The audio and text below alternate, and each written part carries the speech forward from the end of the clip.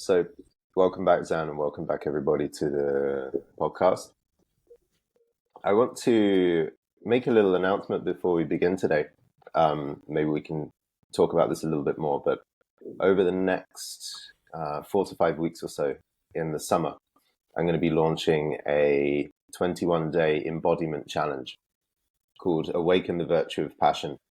And essentially, we will be, as a group, doing some specific embodiment practices every day to unleash and untangle whatever holds back your sexual energy and to start to move that around the body and unleash it and help you find an integration between the worldly sense of charm and conversation you might have, the upper energy that you've been talking about, Zan, all these years, and the lower moving energy, which is in so many of us growing up, kind of trapped and or numb or unconscious or hidden somewhere in the lower body. So I've got some specific techniques that I'm going to pass on, and I'll be teaching them over the course of the summer. Oh, that sounds nice. Yeah. Information in the link in the bio and all that kind of stuff. Okay, perfect. Excellent. So I don't know, maybe it's a bit worth you saying something about upper and lower energy, which is for so many of the men that come to us, a big divide or a kind of separation that they're trying to cross in their own selves. To one degree, it's safe as a man in this world to present yourself as kind or nice or amiable or charming. But it's not all men that feel comfortable with a more sexual or desirous or full-bodied appetite for women and for life. Mm-hmm. So, yeah, maybe start off by saying a little bit about what you see. Well, okay. Certainly, what I've discovered over these years is that men are not, as you're talking about the summer workshop you're doing, men are not tapped into their vitality. Oh, am I muted? Okay, no.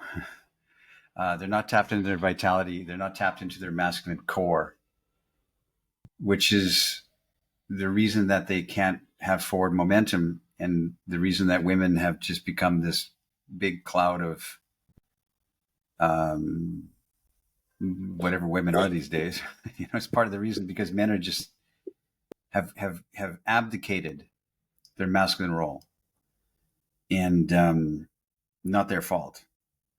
So what we're trying to understand, which ours and Amorata, and what I'm trying to write about and trying to understand, what you're trying to teach in your programs of that, is to reclaim and restore what men have used to have, which is this masculine vitality, this masculine edge, this lower moving energy is the way I call it.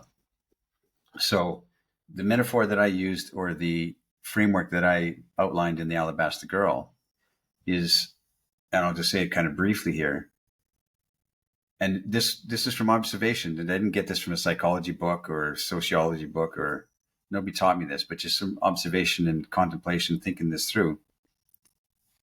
Men have an impact.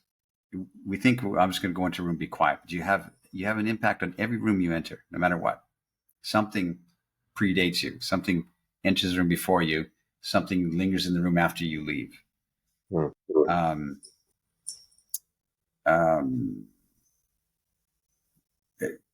So I just had a thought, but I won't chase that rabbit trail.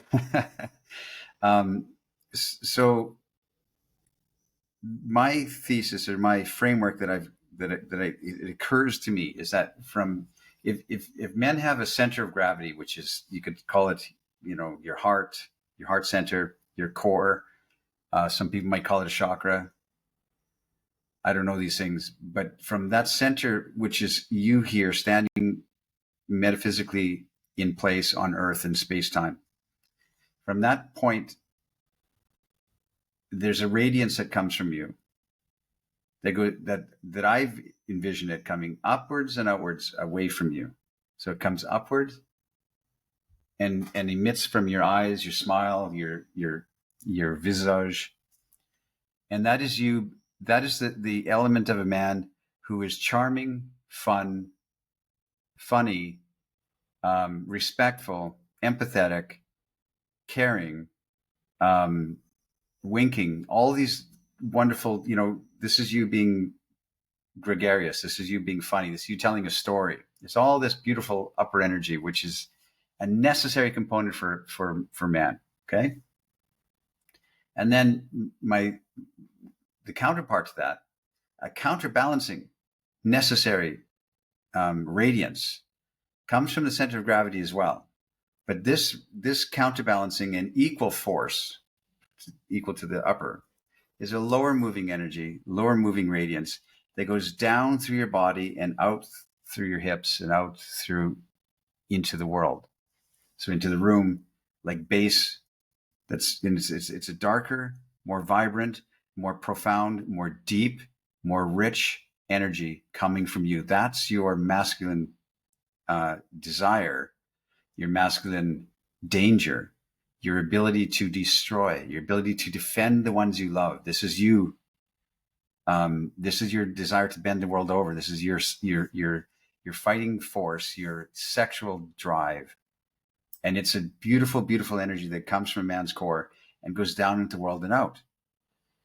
And so as I contemplated this, most men are blocked, certainly from the lower moving energy and partially from the upper moving energy, because it's all analytical and all, which I say. And so somebody might take some training or take a workshop or do some,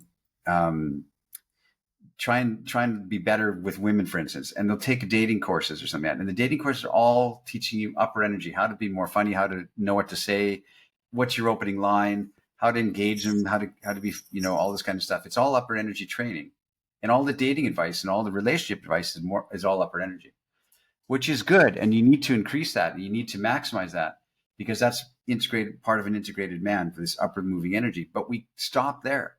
So somebody taking coaching, training, spiritual quest, they maximize their upper engagement, humor, charm, etc. And we neglect all our lives that lower moving energy, which we are ashamed of. Toxic masculinity. We're ashamed that we have this dark energy, this dark forest in us. And so we hide it and we make excuses for it. And we apologize for it. And we say, no, I'm a male feminist, because we're afraid to show that we also have this deep, vibrating, throbbing thrust that we want to move into the world. That's our desire to procreate, to build, to go on adventures, to go, to climb mountains. That's comes from your lower moving force. And so an integrated man, this is long-winded, I realize name, but the integrated man is both at the same time equally. Can see my hands. He's got this upper respect and kindness and joy and empathy. And he's also got this winking, desirous, sexual, dangerous force that is also on this level here. Now, and most modern men, as they take some training or courses or Toastmasters, whatever, they become more engaging, more talkative. They're great on a date. They're really good on a date. And this is the quintessential nice guy, because he's got no lower force. So he's this nice guy that gives all this good energy into the world, but nobody really lusts after him. Nobody dreams about him. Nobody's daydreaming, fantasizing about him, because he's available. He's nice. He's amicable. He's amenable. He picks me up at the airport. I'll go on a date with him because he's nice and it's fun, and we go to a movie and eat popcorn. It's fun. But he's all this nice guy upper energy, because it's not counterbalanced with the lower. And there's men out there who have no upper empathy, respect, humor, kindness. They're just dark force, lower energy. And these are the guys who are chauvinistic, misogynistic, really scary type of energy coming off, because it's not counterbalanced and tempered with the love of life that comes from the upper energy.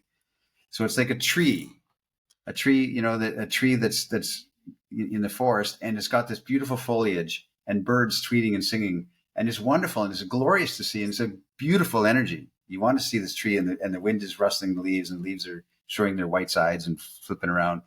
But you also need to have the roots, and the roots is what keeps that tree solid and allows that blossoming to happen. And you need both. And so that's my long-winded metaphor on an integrated man. You need upper and lower energy, and we're blocked from the lower for sure, modern man, and we're mostly blocked in the upper, and we're just repeating things ad hoc that we think is the analytical thing to say. We're in our heads, so we're not even naturally charming, etc. And we take some training, but it only teaches upper energy. We in Ars Amorata, the Vita Amorata, the training you're doing is to get guys to understand that we have to be open and respectful and kind, and all of the conciliatory things we have up here.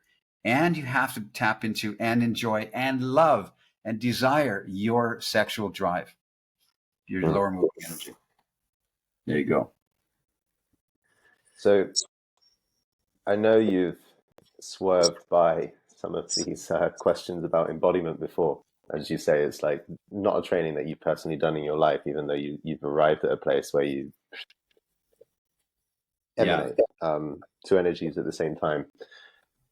I can imagine people listening to this saying or thinking, that makes sense, and I've had flashes of this lower moving energy.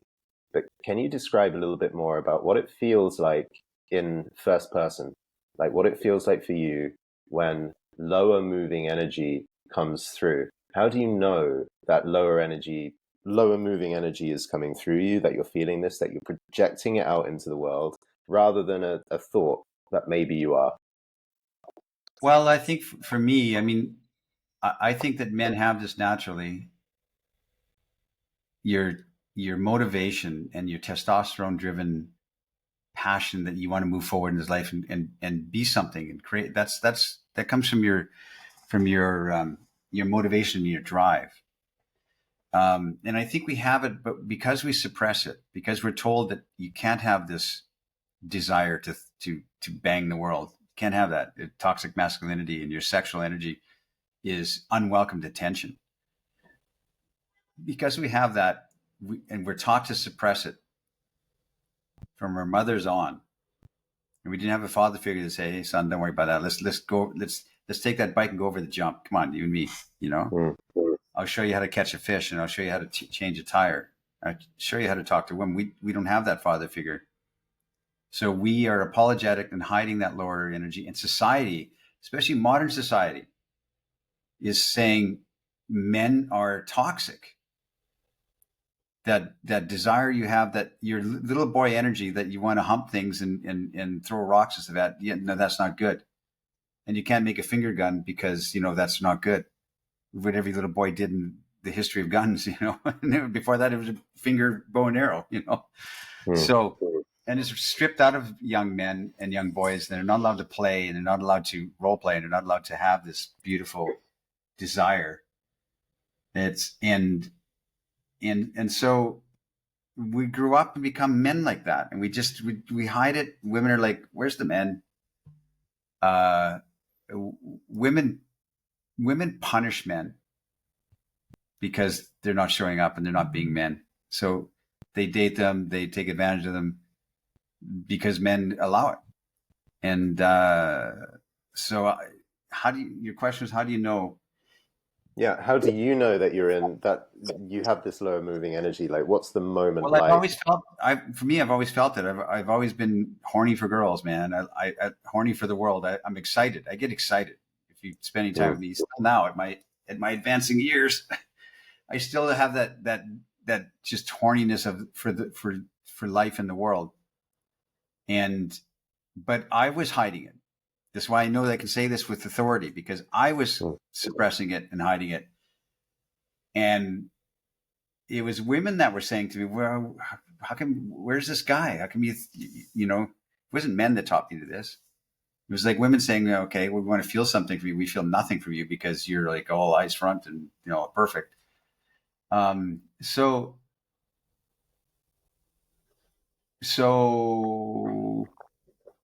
I guess it's there. You feel it. You have this desire, but we automatically go to the suppression of it. So how do you know you're feeling it? That's a good question, because as I talk to young men nowadays, it's different than I did when I was talking to them 25 years ago. Yeah. So things change in the water or something, Yeah, literally. because young men don't have testosterone. I'm generalizing, but I talk to young men and they're like, I say, who here?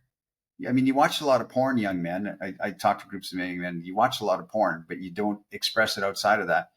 So you feel some kind of drive.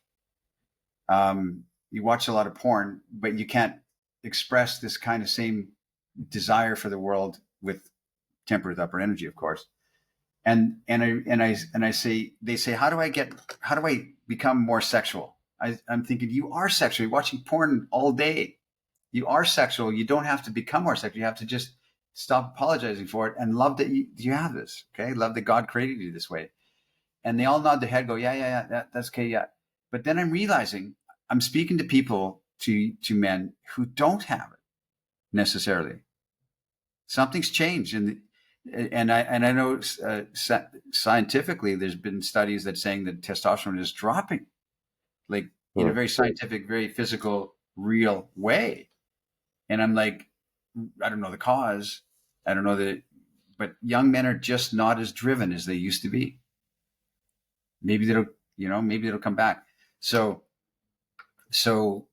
our thesis is that it's a good thing that we have that drive, that God created us that way. We should stop apologizing for it. Stop thinking that it's toxic. Don't listen to society. Don't listen to feminism and all these voices that are saying men are toxic. Don't listen to it. And love that you're a boy, and love that you're a man, and love that you love manly things. That's reclaiming that in a good way. Taking all the good things we know about masculinity that society stripped out, and also taking all the progressive things we've learned about, like consent and all this kind of stuff, and take all this and melt it together into this integrated new type of man. So I think a big piece of the work for a man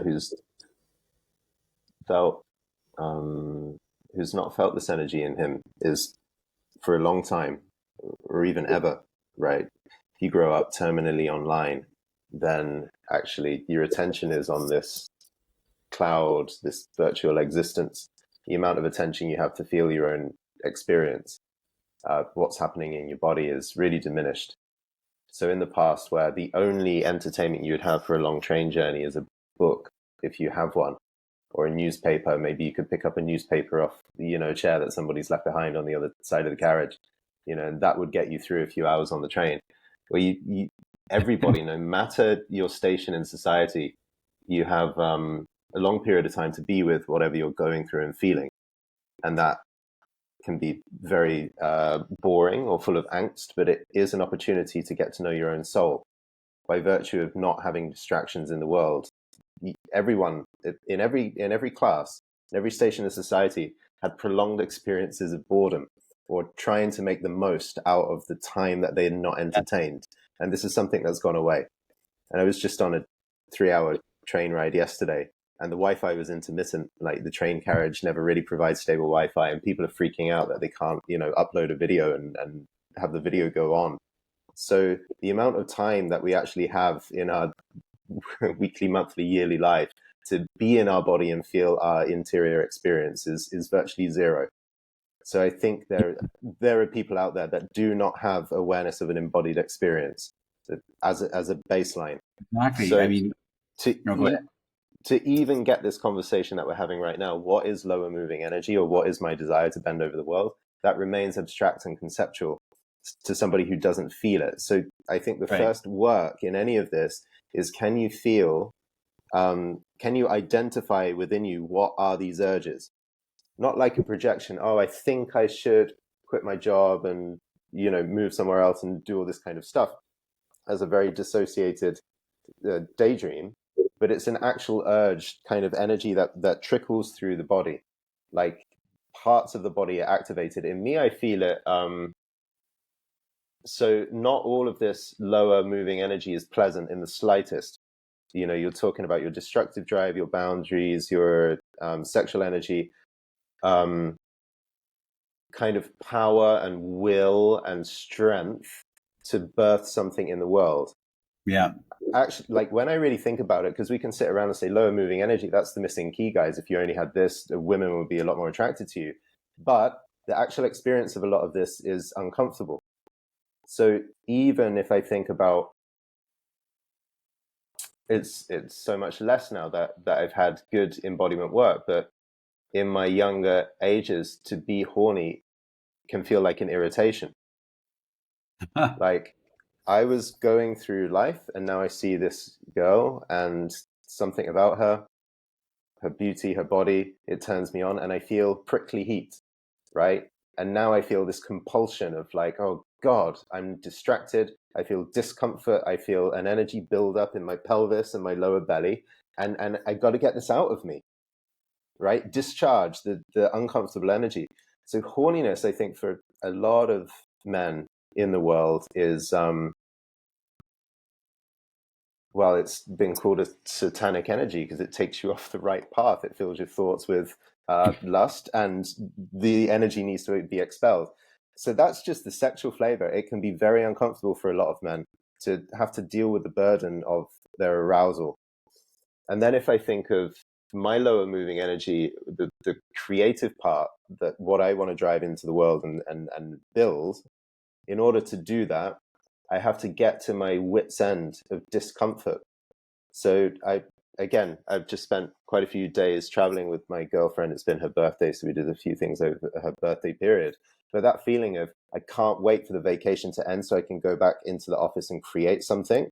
There's a tension I feel in a man, which is I can't lay around by the pool and watch myself get overweight anymore. I'm getting sick of the sight of my own laziness. I want to go back into this empty space of potential.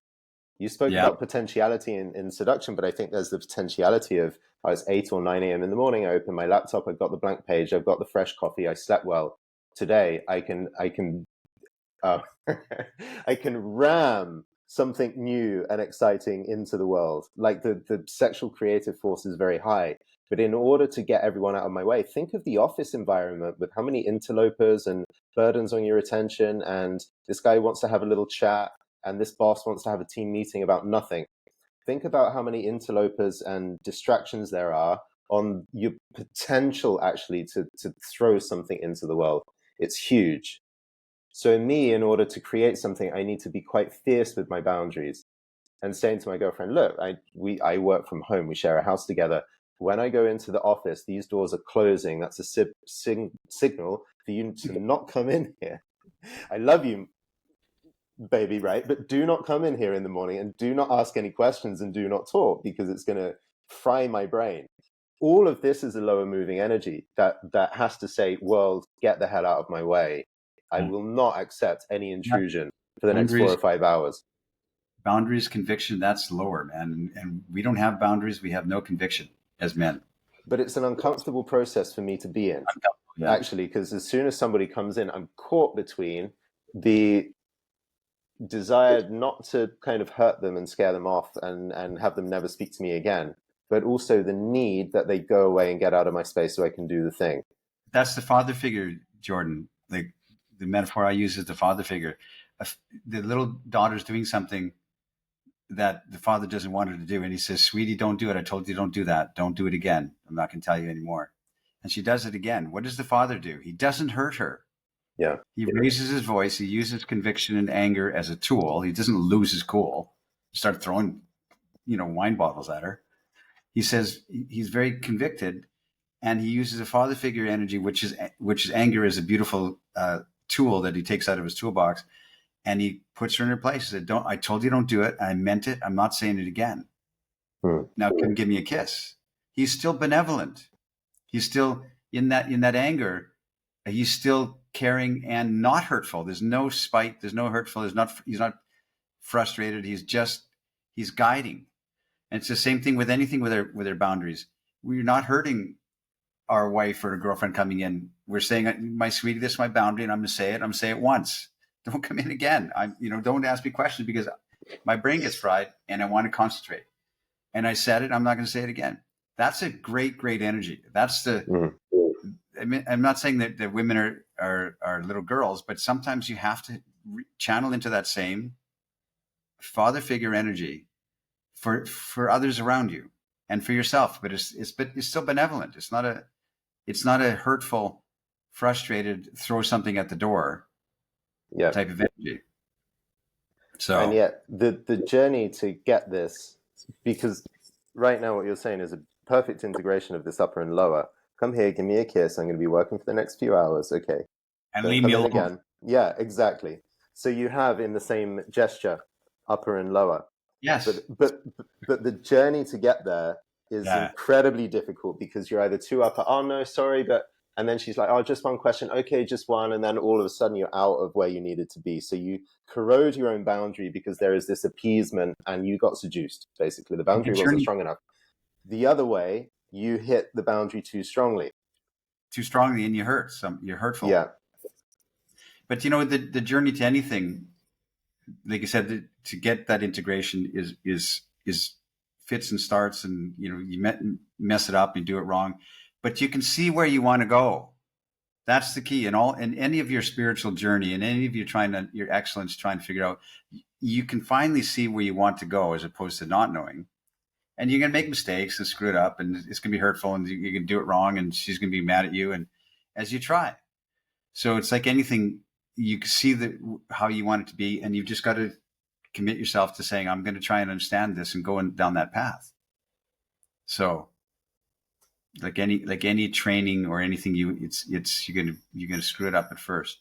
You know, and like you said earlier, when you had the train journey and people's Wi-Fi went out, I'm not the first to say this. Obviously, there's a lot of commentary about how our attention spans are lost. We're online. You know what's interesting? For centuries, people saw ghosts. There's ghost stories. You hear any ghost stories now?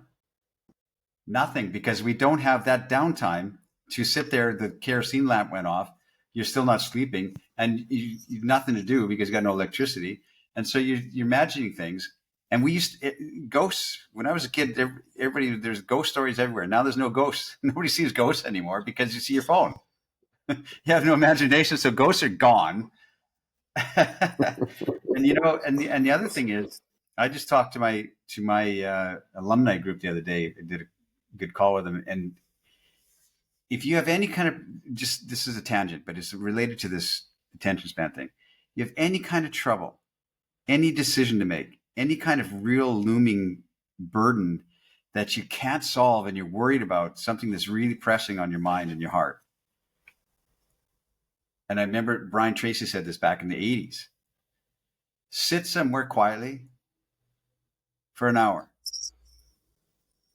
Just sit.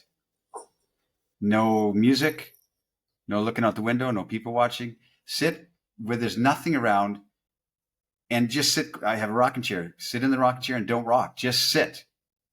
And people can't do this.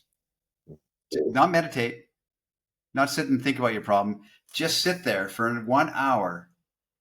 And I remember Brian Tracy saying this, after about 30 minutes, your mind will start to get some spark and some ideas.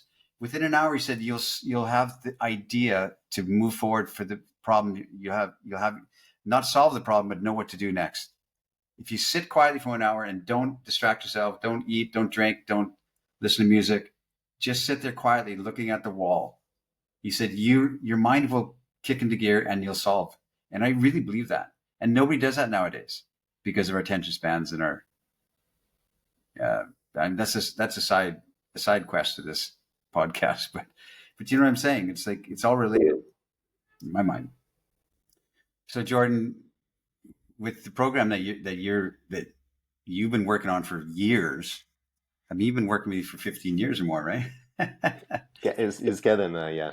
And people that don't know, that are listening to this and don't know, like I talk about the need to reclaim this lower moving energy and to love it. And Jordan shows you how to do it. How to practically step into that, into the energy of that. I don't know how to teach that. I just know what I teach, and I show guys, let's winking energy. Let's wink at the girls. Let's have this energy. And I can describe it all day long, what I've seen in men who have abundance of women, that they are upper and lower energy. Now, how to mechanically or physically or emotionally tap into that, I don't know. I just know that it's real. Now, so whoever's listening to this, Jordan's program, you should absolutely reach out to him, because, and I'll ask you about this, Jordan, because Jordan shows how to feel that embodiment, to feel your lower moving energy, to unblock things that I don't know how to teach. Right? Would you say that, Jordan? Yeah. So Yeah. the guys that come to your thing, all the things we talked about, our attention spans are gone. We are mostly upper energy. We have no roots. We don't love our desire. And we don't love our sexuality. We're afraid of it, and we're apologetic for it. You teach guys in this program and other things you do, correct? You've been doing this for years. Teach guys how to re-love and re-embrace that part of their spirit in a practical sense, correct? The program you're doing on a daily basis, they without thinking. I don't know exactly what your program entails of, but without engaging the analytical apparatus, it's just engaging the chassis and the lower moving and the drive. So I could lay out very briefly a 4-step process to working directly with your lower moving energy to help you identify it, to be able to feel it real time when it's moving, to expand the flow of lower moving energy, and to unblock anything that might get in the way. And it's quite simple. So in the 4 steps, the first one is just to spend time, as you were saying right now, to spend some time where you're not actively doing anything, but spend in a period every single day, let's say 10, 20 minutes, the longer the better. But in fact, even if you don't have that much time, if you've just got 10 or 15 minutes to kind of get down on the yoga mat and do virtually nothing other than to be, to feel yourself, but just to be in your body and not in your to-do list or in your mind. This is the hardest step, actually, to slow down and pause, because everything within us is wired up. Actually, it's anxiety. There's something fundamental in almost all of us, which is anxious and believes that if I just do more and push into the world, then I'm going to have more sense of security. So if I can just nail my to-do list and be more productive, this is kind of the last 20 years of what I'm seeing. Everyone in our culture wants to be more productive. If I just am more productive, then I will be secure. But it's the other way around. If we sit and actually do nothing, have the courage to do nothing and feel how we are and who we are, that gives us a sense of security. And from a place of security, we can do a couple of things on our to-do list. And we tend to do them much more powerfully. We tend to choose better things. So the first step in any embodiment or any getting in touch with this lower moving energy is just to slow down and stop whatever you're doing. And in my practice, it's getting down on your hands and knees on the yoga mat and just spending a few moments with the eyes closed and feeling. And if you can just do this, you really start off. So the second step is really about feeling what is there to be felt in your body and just moving slightly. So you start to move some of this energy and you start to feel. And the more you move, movement gives access to feeling. But feeling, when you feel what you feel, this gives more access to movement. So I teach a few quite subtle movements of how you can move so that you can feel this energy more. And the more you feel, the more you're going to want to move. So the motor gets going, let's say. And, some of the big questions in embodiment are you sit with your client, you sit with your partner, and you ask, what do you feel in your body right now? Like, what do you feel in your pelvis? And typical male who's working on the computer IT specialist or something like that all day long is like, I don't know. If I breathe into about here, into my chest. I don't know anything else that's happening in my body.